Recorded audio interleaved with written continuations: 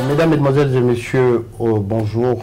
Comme d'habitude, nous avons un invité privilégié en la personne du chef de file de l'opposition tchadienne, le député Saleh Kebzabo, qui nous fait l'honneur aujourd'hui de venir sur les plateaux de Tchad Entreprise Tribune et de répondre aux questions que nous allons lui poser et que nos internautes ont bien voulu le lui poser. Monsieur Kebzabo, bonjour. Bonjour. Vous êtes de retour en France après beaucoup de voyages à travers le monde, l'Afrique, dernièrement en Colombie, si j'ai bien compris. Je voudrais qu'on recentre d'abord. On va essayer de poser nos questions en deux volets. Alors, dans un volet national intérieur et ensuite on va aller à l'international. Ma première question est la question qui taraude l'esprit de tous les compatriotes. Qu'est-ce que vous pensez de la décision d'Idriss Déby sur la prolongation des mandats de députés jusqu'en 2019 alors que la Constitution ne lui permet pas? Si vous permettez, je voudrais commencer par les salutations d'usage à vos abonnés, à vos habitués de votre site. Et saluer Tchad Entreprise qui évolue, fort heureusement, pour soutenir la lutte que mènent les Tchadiens en contribuant par des informations de tout genre pour édifier l'opinion sur ce qui se passe. Et je vous félicite, je vous encourage à continuer dans cette voie. Cela étant, vous avez posé une des questions aujourd'hui qui préoccupe l'opinion nationale. C'est pratiquement l'avenir de la démocratie. Parce que quand on parle d'Assemblée nationale, qui est donc le deuxième pouvoir, la deuxième institution dans un pays démocratique, l'institution dans laquelle le gouvernement est interpellé sur sa politique, sur l'avenir du pays. Quand on parle d'Assemblée nationale, quand on parle de mandat de député, on pose fondamentalement le problème de la démocratie. Je passe par ce détour pour répondre à votre question et dire que je suis surpris par tout le bruit que cela a fait. Parce que la dérive a commencé l'année dernière, il y a 2 ans. Il y a 2 ans que l'Assemblée nationale a voté une loi constitutionnelle pour prolonger son mandat ad aeternam, en disant que le mandat de l'Assemblée nationale est prolongé jusqu'à la mise en place d'une nouvelle Assemblée. L'Assemblée nationale a voté ça il y a 2 ans, à la fin de son mandat en juin 2015. Et aujourd'hui, quand le président Déby dit ça, c'est peut-être juste pour fixer les limites, pour dire que peut-être qu'on ne pourra pas le faire avant 2019. Et d'ailleurs, là même, je crois qu'il l'a dit du bout des lèvres. Parce que je crois qu'en réalité, comme la législature précédente, qui avait siégé 9 ans au lieu de 4, le pouvoir veut que l'Assemblée actuelle aussi siège peut-être 8 ans. En tout cas, moi, je pense qu'objectivement, il n'y aura pas d'élection avant 2021. Est-ce légal? Ce n'est pas illégal. C'est un débat juridico-politique. A-t-on le droit dans un pays de maintenir en fonction une Assemblée nationale au-delà de son mandat au Tchad de 4 ans? Je dis que pour la démocratie, ce n'est pas bon. Parce que la démocratie impose cette gymnastique où on doit aller retourner fréquemment devant les électeurs pour avoir leur onction. Mais comme ça, du fait du prince, parce qu'en fait c'est une décision du fait du prince que l'Assemblée nationale entérine par un vote. Du fait du prince, on ne peut pas, on ne doit pas, on ne devrait pas, il est condamnable de violer ainsi la démocratie en privant le peuple de son droit le plus absolu qui est de sanctionner en votant, quitte à reconduire. On n'a pas le droit, je pense, de le faire. Et politiquement aussi, je crois que c'est condamnable parce que, ce faisant, on n'a pas de repères, on ne sait pas quelles sont les forces réelles dans le pays, même si les élections sont biaisées.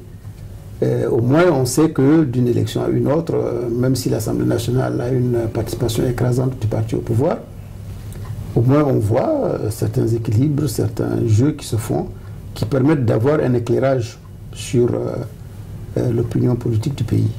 Donc voilà les raisons pour lesquelles moi je me suis dit qu'il n'était pas bon qu'on le fasse.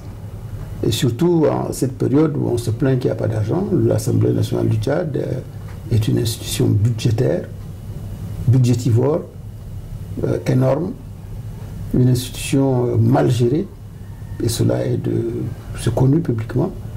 Et donc moi je pensais donc qu'en mettant fin à ce mandat de façon normale pour aller à de nouvelles élections, on mettrait en place une Assemblée nationale moins budgétivore et dont la gestion sera plus maîtrisée. Oui, mais quelle est aujourd'hui la position de l'opposition que vous dirigez, puisque vous êtes le chef de file, face à ce genre de dérive?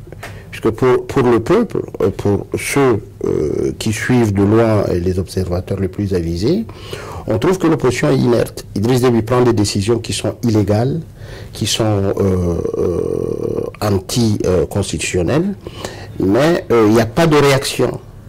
Il n'y a que des communiqués, on s'arrête qu'à des communiqués, mais il n'y a aucune réaction claire qui puisse sanctionner cela.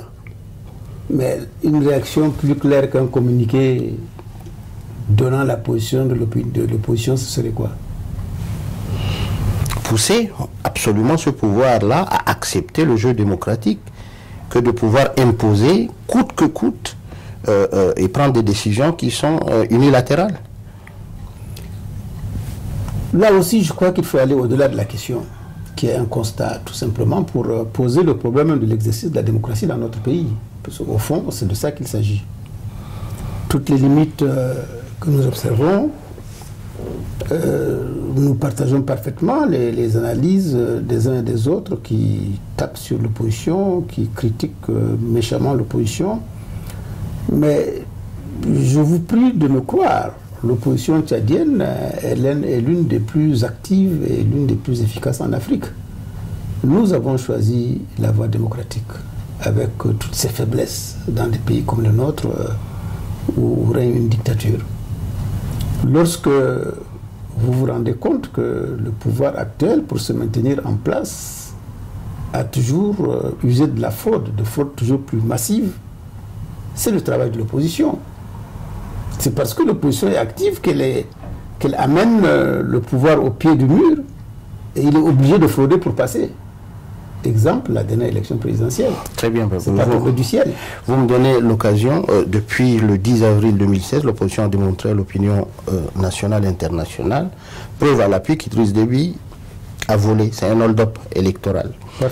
Entre-temps, l'opposition avait même menacé de former un gouvernement de salut national. Depuis lors, silence total. Est-ce que l'opposition a capitulé ou les démarches continuent en coulisses? Il n'y a que vous qui pouvez nous édifier. Non, non, l'opposition n'a jamais capitulé et elle ne capitulera jamais. C'est une question de timing et d'opportunité. Si vous voulez qu'on prenne spécifiquement le volet gouvernement de salut public, il est, je pense, de bon ton là de constater que du point de vue politique et du point de vue du droit, cette annonce que nous avons faite avait plus d'effets d'annonce que d'effets réels. Parce que dans la réalité... Beaucoup de gens y ont cru. Bien entendu, nous-mêmes on y a cru. On ne l'a pas dit en l'air. Mais quand on dit quelque chose, il faut, au moment de le réaliser, en voir l'effectivité et l'efficience. Est-ce que ce n'est pas ce genre d'effet d'annonce qui ne se concrétise pas, qui ne rentre pas dans le concret, ne puisse aujourd'hui décevoir autant de militants, ou surtout le peuple qui vous suit et qui veut réagir par rapport à des décisions que vous prenez? Je comprends parfaitement ce que vous dites. Mais m'adressant à des hommes aussi cultivés politiquement que vous, je voudrais faire une lecture de ce que c'est qu'un gouvernement de salut public. C'était à l'époque, à la Révolution française, que avec les états généraux et tout, je ne veux pas entrer dans les détails, il avait été mis en place un gouvernement de salut public, mais lequel avait été mis en place par l'Assemblée nationale, qui existait, qui lui a donné donc un caractère légal. Si nous, au Tchad, dans la situation que nous connaissons, nous nous avisions à former un gouvernement de salut public, il serait juste un gouvernement fantôme sans aucune effectivité. Pour que le gouvernement de salut public ait une présence sur le terrain, il faut, au-delà de sa légalité, qu'il siège le gouvernement, soutenu par une assemblée. Et dans un pays comme le Tchad, où l'assemblée mécanique appartient à la majorité, je pense que les choses ne seraient pas passées de cette façon-là. Donc, je vous prie de croire que l'intention est là, face aux faits qui nous ont démontré à plusieurs niveaux qu'il était pratiquement impossible de mettre en place un gouvernement. Maintenant, vous en tirez la conclusion qu'on s'est tué, qu'on a disparu, et ainsi de suite. Je crois qu'on revient toujours sur la même critique de l'opposition. Il n'est pas facile de travailler dans des conditions comme celle du Tchad. Vous le savez mieux que quiconque. Nous sommes dans un système de dictature qui ne dit pas son nom. Il n'y a pas de pouvoir plus dictatorial que celui de Déby. Mais vous le dites, alors que les partenaires, vos partenaires, ceux qui suivent, qui soutiennent Déby, on prend le cas de la France, l'Union européenne, est-ce qu'ils le voient eux aussi comme un potentat, un dictateur comme vous? Ils le savent. Vous n'avez pas besoin de leur dire. Ils connaissent votre pays mieux que vous. Ils savent ce qui se passe au Tchad de jour comme de nuit. Ils suivent de près ce qui se passe. Face au monde, Idriss Déby est un dictateur, mais on fait avec. On fait avec parce que, comme on le dit dans certains cercles, c'est un fournisseur régional de sécurité à moindre coût. Décrypter cela, ça veut dire que vous avez devant vous quelqu'un qui dispose d'une armée aguerrie. Il met cette armée à votre disposition contre le terrorisme. Une armée qui n'est pas nationale. Attention, c'est un autre volet. Il y a des hommes armés. Voilà. Qui sont très efficaces sur le terrain. Ça leur coûte le moins cher possible. Pourquoi voulez-vous qu'ils bousculent cet homme-là? Et je crois que Idriss Déby sait très bien jouer là-dessus. Il le fait avec brio, il faut le lui reconnaître. Et c'est ce qui lui permet de se maintenir au pouvoir. Rappelez-vous, au début du septennat du quinquennat de François Hollande, le président français cherchait le plus possible à éviter par où passer Déby pour ne pas lui serrer la main. Où est-ce qu'on en est aujourd'hui? Il est reçu à l'Élysée 1, 2, 3 fois par an, plus que tout autre, avec tous les honneurs de la République. En clair, Idriss Déby aujourd'hui est une sorte de Bob Denard de temps moderne qu'il faut polir et ne pas bousculer. Voilà, un Bob Denard qui a la légalité avec lui. Il dirige un pays, il a une armée, même s'il n'est pas national. Des hommes armés, comme vous dites. Il a des hommes armés à sa disposition, ils sont efficaces. Ils vont camper au Mali, comme c'est le cas aujourd'hui, depuis 3-4 ans. Ça ne coûte pas grand-chose aux contribuables français. Bien au contraire, je pense que ça ne coûte pratiquement rien du tout. Regardez le volume de l'aide française au Tchad, c'est rien du tout. C'est une piste de chat, comme dirait l'autre. Et donc, dans ces conditions-là, vous comprendrez très bien que on ne veuille pas ou on ne bouscule pas Déby de son fauteuil, même s'il a fraudé, même s'il a volé, comme à la dernière élection présidentielle. Ok, je voudrais revenir sur l'aspect national et à l'aspect intérieur. Je voudrais savoir quels sont vos rapports aujourd'hui avec l'opposition et la floraison de formation de la société civile. On voit des sociétés civiles qui poussent comme des champignons à l'échelle des partis politiques d'ailleurs. Quel est le rapport aujourd'hui de l'opposition quand, je vais être terre à terre, quand aujourd'hui la société civile décide de marcher, quel est l'apport de l'opposition? Quand la société civile aujourd'hui décide de taper sur la table et de braver le gouvernement, quel apport a aujourd'hui l'opposition? Vous nous demandez en quelque sorte de faire l'état des lieux, de faire l'état de l'opposition tchadienne aujourd'hui. Un résumé suffira. Oui, je peux présenter la situation de façon très brève. Vous prenez tous les pays en développement, j'allais dire de même niveau que le Tchad, on connaît tous les mêmes problèmes, les mêmes difficultés avec un environnement comme celui du Tchad qui est difficile. Il faut reconnaître à la société civile tchadienne, aux acteurs politiques tchadiens, une certaine endurance face à l'épreuve. On nous reproche toujours de ne pas être unis, que ce soit la société civile ou l'opposition politique. Mais dans quelle partie du monde vous avez trouvé que l'opposition était unie? Quand les Français me posent la question, je leur dis, mais est-ce que l'opposition française est unie? Regardez-les comment ils vont à l'élection présidentielle aujourd'hui. Pourquoi voulez-vous que celle du Tchad soit unie? Et d'ailleurs, est-ce que l'unité de l'opposition serait quelque chose d'envisageable, de louable, de soutenable? Je me pose des questions. Non, mais tout le monde dit pourtant que si l'opposition est unie, ça ne ferait pas le jeu du pouvoir. Cette raison-là, on l'évoque que ce soit au sein de l'opposition politico-militaire, qu'on soit au sein de l'opposition politique. Être unis, c'est sûr que vous allez mettre le pouvoir d'Idriss Déby aujourd'hui dans une difficulté. L'opposition politico-militaire est-elle unie? Non. Donc mais on lui demande aussi d'être unis. C'est la même image que nous avons à l'intérieur du pays. Vous avez là une situation où chacun est bloqué par son ego. Chacun est bloqué par sa machine qui a des bases différentes selon les partis politiques. Et vous avez aussi les entreprises de sape du pouvoir. Aujourd'hui, je ne me bats pas contre le MPS. Le MPS n'existe pas sur le terrain. Il est inexistant. Je me bats contre l'ANS. C'est l'ANS qui s'est arrogé aujourd'hui tous les pouvoirs au Tchad, tous les pouvoirs politiques, tous les pouvoirs juridiques, tous les pouvoirs économiques, pour taper sur l'opposition et l'empêcher de progresser. Lorsque vous n'êtes pas sûr de dormir chez vous ce soir, ou lorsque tel et tel militant sont menacés d'arrestation, dites-vous bien que ça prête à réflexion. Si on ne baisse pas le bras, je crois qu'il faut plutôt nous tirer le chapeau. Et je crois que globalement, l'opposition n'a pas baissé les bras. Bien sûr, il y a de temps en temps des brebis galeuses qui viennent s'ingérer parmi nous pour nous déstabiliser parce qu'ils sont... c'est des brebis galeuses envoyées par le pouvoir pour toucher des gens qui ne coûtent pas grand-chose. Hein. Vous avez vu l'opposition, c'est ça. Il y a certains partis politiques, certaines associations qui jouent le jeu du pouvoir, mais c'est dans l'ordre normal des choses. Je crois que l'opposition fait face à une situation qui ne doit pas la surprendre. Moi, je ne suis jamais surpris par ces actes-là. Donc, je pense que le plus important, c'est d'aller de l'avant. L'opposition désunie, selon vous, ou selon une certaine opinion, aurait été donc à l'élection de l'année dernière pour la victoire. Vous voyez bien que les analyses ne sont pas les mêmes. Nous avons, nous, acteurs politiques d'un certain niveau, compris qu'il fallait qu'il y ait plusieurs candidats contre Déby pour le déstabiliser. C'est ce que nous avons fait, il a été battu. Mais lorsqu'on nous chante toujours à l'oreille, unissez-vous, qu'il y ait une seule personne, une voix, c'est méconnaître la situation même du pays. Donc je pense que là, il ne faut pas changer de rengaine et aller à autre chose. On a parlé un peu de relations avec la société civile et les partis politiques. Maintenant, les relations avec le pouvoir. Le pouvoir MPS et les partis politiques.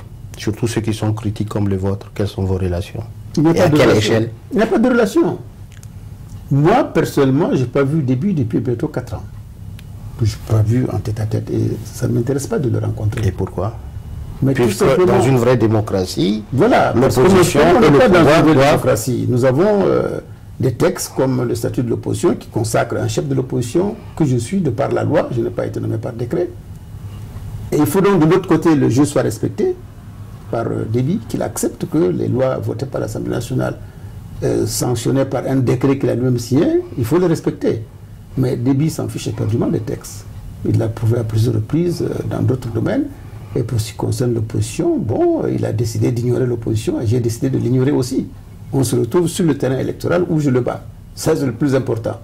Mais il arrache le pouvoir par un coup d'État. Ok, maintenant on continue et c'est la catastrophe. Nous avons un pays qui est complètement par terre. Non seulement du point de vue des ressources humaines, même du point de vue des ressources financières, économiques, du point de vue... de la capacité de l'État à remplir ses obligations. Il n'y a plus d'État tchadien au Tchad. Ça, je voudrais y revenir un peu plus tard, puisque dans la même ordre d'idée, je voudrais revenir sur l'aspect droit de l'homme, puisqu'on en a parlé un peu du respect. Nous sommes dans une situation de violation des droits de l'homme en permanence. J'ai évoqué l'ANS tout à l'heure, qui aujourd'hui se comporte comme une police judiciaire, alors qu'elle ne l'est pas, c'est une police politique. Elle ne peut pas, elle n'a pas le droit d'aller arrêter quelqu'un, l'interroger, puis ensuite le livrer à la police. Ça ne se fait pas. Effectivement, comme on parle de l'ANS, dernièrement, ils ont arrêté un journaliste en la personne de Daniel Ngayedoum. Ils l'ont mis en prison. On lui reproche des faits inhérents à la liberté d'expression. Oui. Il aurait écrit, etc. Vous, quelle est votre approche par rapport à ça? Mais en son temps, nous l'avons condamné. Avant Ngayedoum, ce sont des militants de partis qui ont été arrêtés ou des militants d'associations. C'est toujours par l'ANS. Aujourd'hui, au Tchad, rarement la police judiciaire ou la gendarmerie interviennent dans le débat politique. C'est l'ANS qui intervient, qui les livre ensuite à la police judiciaire. Vous les condamnez, Monsieur le Président. Oui. Vous le condamnez.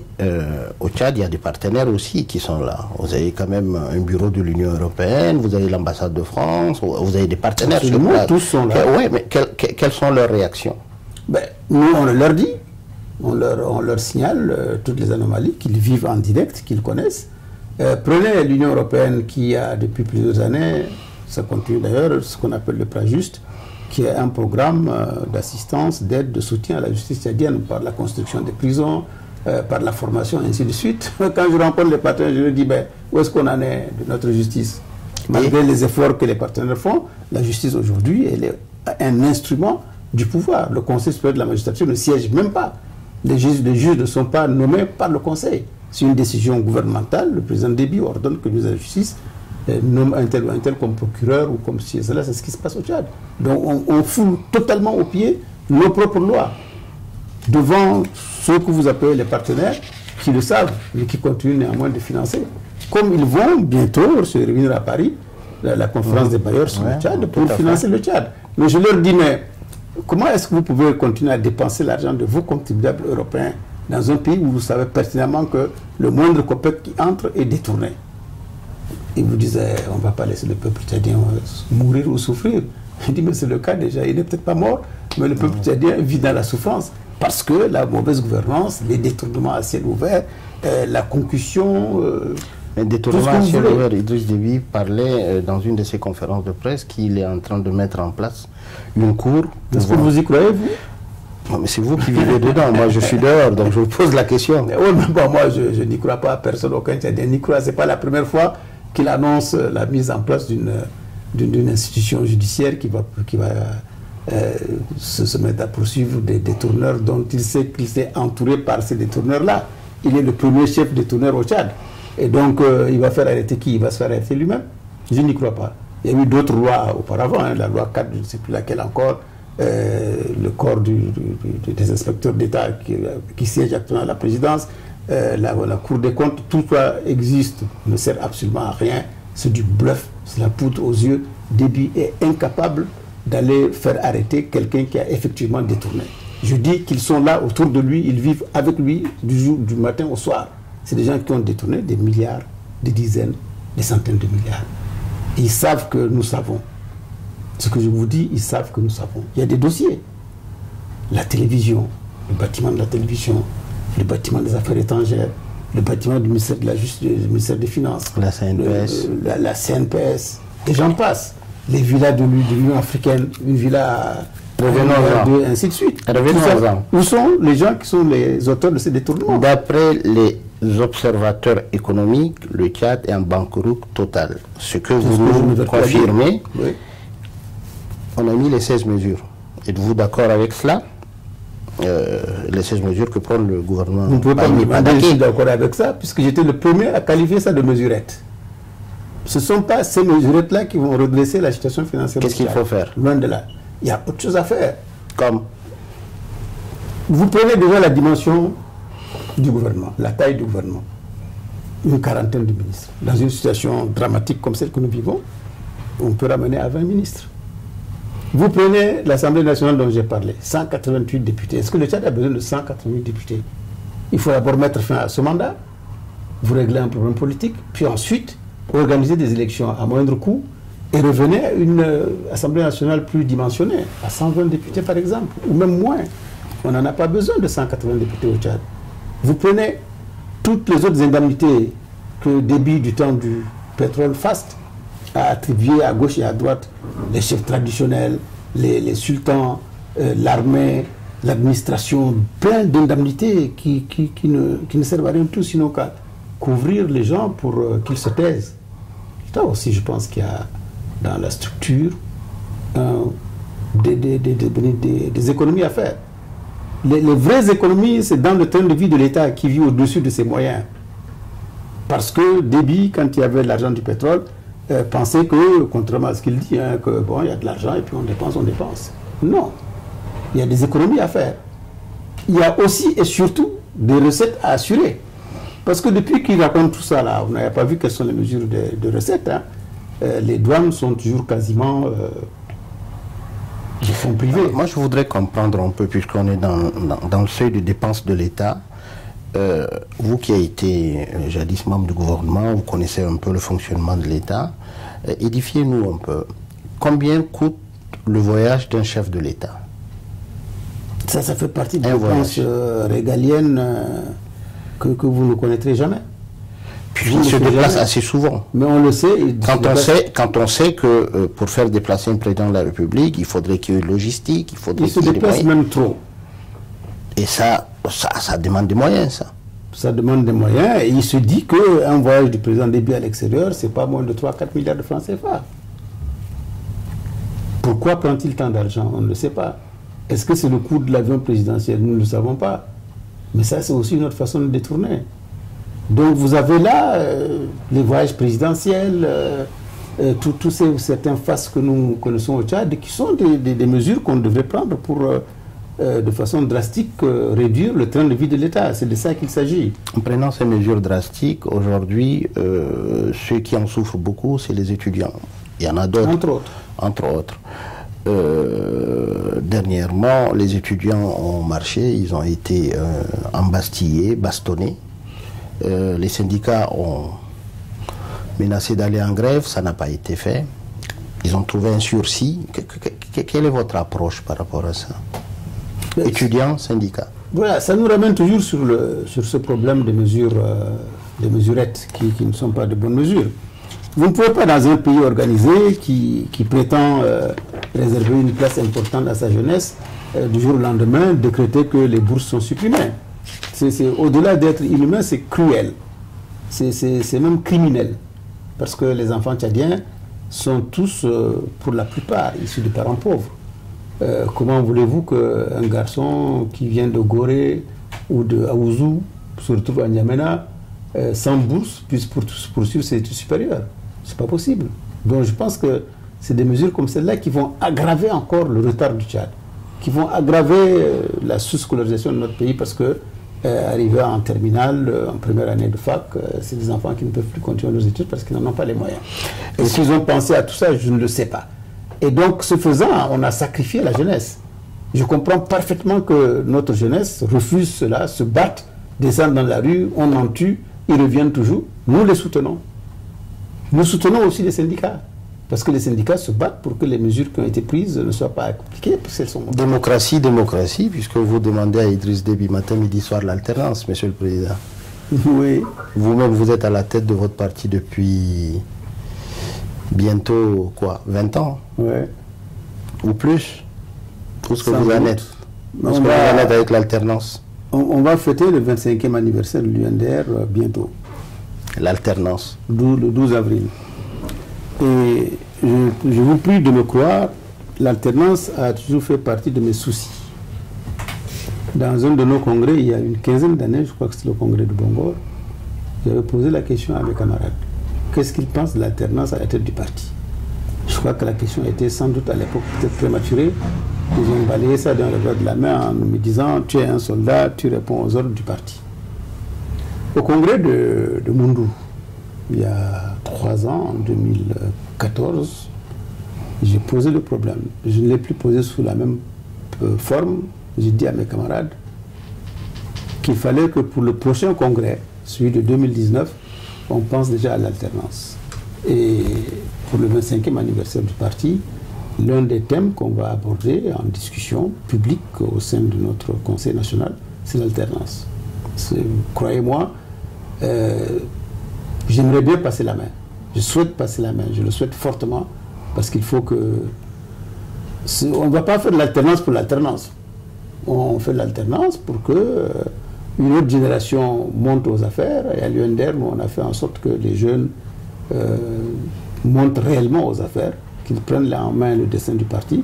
Nous sommes, je pense, prêts pour cela. Il faut qu'on sorte de la personnalisation à outrance, comme c'est le cas dans d'autres partis, en particulier au MPS, où le président de la République est en même temps président fondateur, dit-il, du parti, et qui ne passe pas la main là non plus. Je pense que là, c'est plus grave à ce niveau. Mais bon, mais à notre niveau, je crois que l'exercice se fait. Il y a beaucoup de jeunes qui sont entrés dans les instances suprêmes du parti et ça se prépare. Et je prie Dieu que ça se fasse. 25 ans, ça fait beaucoup dans la vie d'un parti. Plus ça dure, plus vous serez identifié à Idriss Déby comme président fondateur. Non, je n'ai pas mis 25 ans, je ne suis pas président fondateur, je le dis souvent. D'ailleurs, un de nos slogans, c'est que l'UNDR n'a pas de père fondateur et n'a pas de guide éclairé. C'est un de nos premiers slogans qu'on maintient toujours. Il faut que les militants le sachent. Moi, je n'ai pas été le premier président de l'UNDR, il y en a eu un autre avant moi.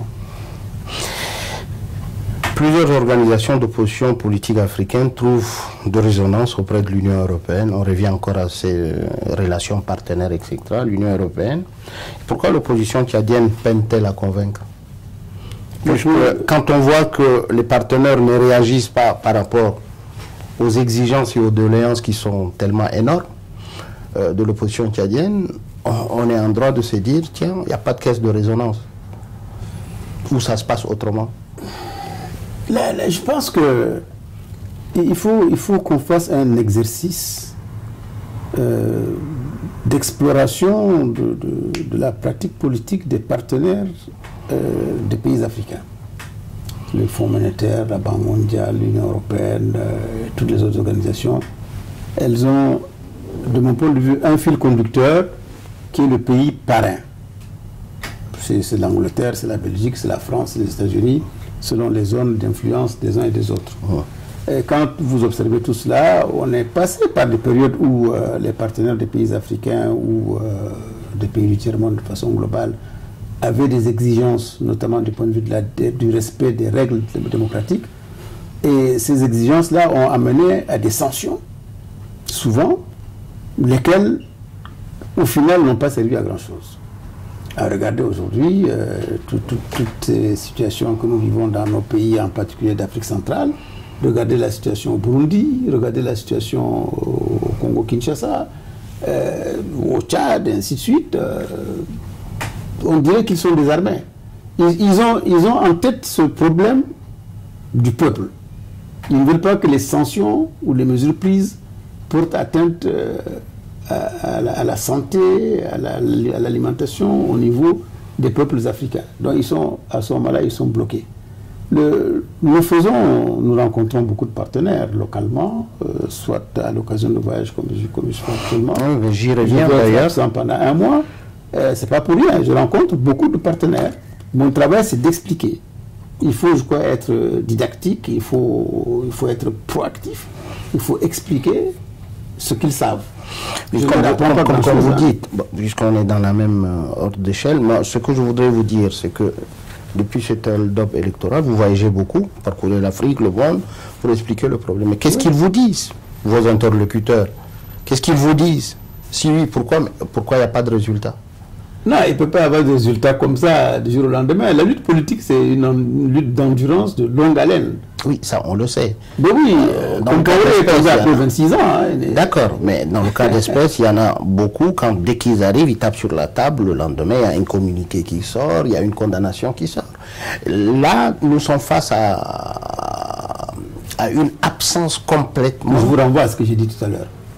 Il y a là un peu de réel politique, s'il faut l'appeler ainsi, de la part de tous ces pays européens. Aujourd'hui, le phénomène mondial du terrorisme, quand vous faites ça, vous êtes payé rubis sur ongle. Antiterroriste, le Tchad l'est, Déby l'est, et voilà comment est-ce qu'on nous fait avaler la pilule. Maintenant, pourquoi est-ce que face à d'autres pays, ce n'est pas le cas? Vous comparez le Tchad au Gabon, ok, mais les intérêts ne sont pas les mêmes. Même en nombre d'Européens ou de Français dans les deux pays, vous savez, les Français, hors les militaires, au Tchad, il n'y a pas 1000 Français. Hein. Je ne sais même pas s'il y en a 500. Il y en a combien au Gabon? Et quels sont les intérêts français au Gabon? Donc je pense qu'il faut que dans nos instruments d'analyse, on introduise de plus en plus ces problèmes de rapport de force, les problèmes d'intérêt, les problèmes des priorités des pays qui ne sont pas... Leurs priorités, ce n'est pas nos têtes, hein, ce n'est pas nos personnes. Leurs priorités sont d'abord leurs intérêts, l'équilibre du monde, les problèmes du monde. C'est ça aujourd'hui qui domine le débat. Oui, parlant d'intérêt, puisqu'on parle de la France, dernièrement, le gouvernement français avait condamné et traité de terroristes deux leaders de l'opposition politico-militaire tchadienne. Le général Mamad Nouri gelait ses avoirs alors qu'il n'a pas un compte bancaire en France, et Mamad Mahdi aussi. Quelle est votre approche par rapport à ça? Parce que les Tchadiens savent que ce n'est pas des terroristes. C'est pour amuser la galerie. C'est pour donner l'impression à Déby qu'on l'aide dans sa lutte contre la rébellion. C'est pour donner l'impression au reste du monde ou à l'opinion internationale qu'il y a des rebelles au Tchad qui sont des terroristes et qu'il faut les poursuivre, alors que c'est complètement faux. Donc c'est là où vous avez le système de 2 poids, 2 mesures, c'est là où vous vous demandez réellement à quoi jouent les Français parfois. Ce sont des questions, je pense, qu'il faut que les Tchadiens s'approprient et qu'on n'ait pas ce comportement de néocoloniser qui nous empêche de poser réellement les problèmes. Moi, les problèmes qui se posent, je n'ai pas peur de les poser. Quand je rencontre mes interlocuteurs français, à n'importe quel niveau que ce soit, je leur dis les choses clairement et faites-moi confiance, on en parle. L'UNDR est membre de l'Internationale socialiste. Bravo. Merci. Mais que lui apporte cette organisation? Contrairement à ce que...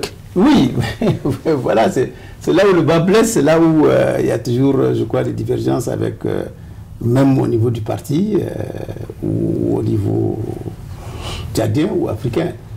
Il faut qu'on cesse de penser qu'une relation internationale doit apporter pratiquement quelque chose. Nous autres, en tout cas les gens de notre génération... Oui, mais si de forme pratique, elle n'apporte rien. Nous avons une conception internationaliste de la politique. D'abord panafricaniste, réellement, puisque ça fait longtemps qu'on lutte pour ça. Puis ensuite internationaliste. Le Tchad n'est pas seul en Afrique, le Tchad n'est pas seul dans le monde. Il faut donc que, de par les relations qu'on peut avoir ici et là, qu'on puisse avoir des ouvertures qui nous permettent des ouvertures de fenêtres face au monde, face à l'Afrique. Donc ça vous permet d'avoir des ouvertures? Ça permet d'avoir des ouvertures, ça ne veut pas dire qu'on va avoir des appuis pratiques comme certains le pensent, on est à l'international, ça va apporter de l'argent ou le pouvoir. Non, ça va apporter une certaine solidarité africaine et internationale, c'est important. L'international socialiste, dans son dernier congrès, a admis l'UNDR. Il y a 38 autres partis qui sont dans le couloir, depuis parfois bien avant nous. Et c'est donc pour nous un honneur d'être accepté après 5 années d'attente. Et qu'est-ce qui fait que sur tout ce monde-là, l'UNDR ait été choisi? Il y a des critères de choix? Il y a des critères qui m'échappent parfois. Il y a un comité d'éthique qui se réunit chaque année pour observer les candidatures. Et nous, on a même fait des pas de géant parce que nous sommes entrés directement, non pas comme invités ou observateurs, mais comme consultatifs directement. Puis ensuite, membres à part entière. Il y a d'autres partis africains plus anciens que nous en candidature qui attendent. Mais ce que je voudrais ajouter à tout cela, c'est que l'international, comme vous le savez, c'est une caution morale de la politique mondiale. C'est un membre associé des Nations Unies, du Conseil économique des Nations Unies. C'est donc une institution qui, depuis plus de 50 ans, est respectée de par le monde. En faire partie vous donne une certaine crédibilité, vous apporte un certain éclairage et vous permet, vous-même, en tant que parti politique dans votre pays, de vous mettre à une certaine hauteur pour être un interlocuteur des affaires de ce monde lorsque l'occasion se présente. C'est pas peu. C'est pas moi qui vais cracher dessus, c'est pas moi qui vais le négliger, puisque la candidature a quand même traîné 4-5 ans avant d'aboutir. Elle a été en discussion à l'UNDR une première fois il y a 20 ans, lorsque des amis africains, pour la plupart qui sont aujourd'hui au pouvoir, me disaient à l'époque, mais rejoins-nous, on va être ensemble, on va continuer à l'IS. Bon, je n'en voyais pas à ce moment-là, en tout cas, l'utilité ou l'importance. J'ai posé la question au niveau du parti. On a dit, bon, on pouvait attendre. Et puis, le débat est revenu il y a pratiquement 10 ans. Le feu vert a été donné par le parti, la demande a été introduite et maintenant ça a abouti. Je pense que c'est une fierté pour l'UNDR d'être le seul parti au Tchad pour le moment en tout cas, de faire partie de l'international. Nous tirons à la fin. Vous avez quelque chose à dire à vos compatriotes? J'ai commencé en vous adressant mes félicitations. Je voudrais conclure en m'adressant directement à mes compatriotes tchadiens pour dire et répéter que la lutte politique, ce n'est pas une partie de plaisir. Même dans des pays démocratiques, vous le voyez, vous qui vivez en France, vous voyez que ce n'est pas facile. Dans des pays démocratiques africains, ça l'est encore moins. Et dans des pays où il y a une démocratie dictatoriale comme celle du Tchad, ça l'est encore davantage. Donc moi, je voudrais inviter les compatriotes, certes, à être très attentifs, à être critiques, et à ne pas laisser passer beaucoup d'opportunités qui sont mauvaises pour le Tchad. Ça, c'est une première chose. Mais je pense en même temps qu'il faut qu'il y ait une mobilisation encore plus grande. Que la diaspora, tout à l'heure, vous nous critiquez à l'intérieur de ne pas être unis, que la diaspora soit unie. Il faut qu'on vous sente comme on sent la diaspora de certains pays africains qui participent de façon active au développement économique de leur pays et à la lutte politique de leur pays. Les Tchadiens, je suis désolé, en dehors de quelques petits discours qui sont faits ici et là, plus pour critiquer et condamner qu'autre chose, ne sont pas encore arrivés à ce stade-là. Moi, je souhaiterais une diaspora plus active parce que je suis de ceux qui pensent que la diaspora, de façon générale, a un apport incontournable, important et même déterminant. Il faut donc que les Tchadiens s'organisent dans ce sens-là. Et à l'intérieur du pays aussi, je pense que les Tchadiens se sont battus. Ils ont rejeté massivement Idriss Déby le 10 avril de l'année dernière. Ils ont porté leur choix sur ma modeste personne. Et je pense qu'il ne faut pas se décourager. Et moi, le premier, je ne suis pas découragé. Je ne l'ai pas été parce que je pense que la vie politique, c'est un combat très long. Un combat qui ne prend pas fin. Serions-nous parvenus au pouvoir, aurions-nous conquis le pouvoir pour le pratiquer, qu'on allait encore rencontrer des difficultés beaucoup plus importantes pour construire le pays, pour le reconstruire, le bâtir, rassembler les Tchadiens, les amener dans l'unité vers le développement. C'est une œuvre de très très longue haleine, surtout pour un pays comme le nôtre, qui est un pays en ruine. Déby a tout détruit au Tchad. Tout. Détruit, divisé. Tout, je vous dis, il a tout détruit au Tchad. Aujourd'hui, le Tchad est une fiction. L'État tchadien que j'ai traité il y a une quinzaine d'années d'État informel, aujourd'hui est devenu un non-État. Il n'y a pas d'État au Tchad. Déby, avec le pouvoir personnel, exerce le pouvoir comme il l'entend. Lorsque vous avez des situations comme celle où Glencore aujourd'hui nous tient par le cou et fait du Tchad ce qu'il veut, c'est la faute de Déby parce que Déby a personnellement seul dirigé les négociations avec Glencore sans les cadres tchadiens. Aller au ministère du pétrole, aller au ministère des Finances, aller même à la présidence, au secrétaire général, demander les dossiers de Glencore, vous ne trouverez pas. Les cadres tchadiens n'ont pas été associés à ça, c'est le pouvoir personnel. C'est, comme on disait dans ce film-là, il y a une vingtaine d'années, le demi-dieu. Déby se prend pour un début du demi-dieu. Il faut mettre fin à ça. Nous, on pensait qu'avec la sommation de l'année dernière, où le peuple lui a dit « on ne veut pas de toi », il allait se reconsidérer, se remettre en question et essayer donc de voir un peu qu'est-ce qui l'oppose, qu'est-ce qui le divise avec ce peuple-là pour refaire la politique autrement. Non, je pense qu'il ne changera jamais. Quand on voyait comment on a mobilisé toutes les institutions de la République pour aller à l'ouverture d'un simple salon organisé par un individu, vous voyez de quoi je parle. Vous voyez que Déby ne changera jamais. Malheureusement pour le Tchad, il ne changera pas. Et c'est pour ça que je dis que c'est parce qu'il ne changera pas qu'il faut qu'on continue à se regrouper et qu'avec beaucoup plus de conviction, avec beaucoup plus de détermination, pour aller toujours l'affronter, nous sur le terrain démocratique, on pense qu'il va finir par lâcher. Sur ce mot de la fin que nous finissons cet échange avec le chef de file de l'opposition tchadienne, le député Saleh Kebzabo. Merci à vous. C'était Tchad Anthropus Tribune et à très bientôt. Merci.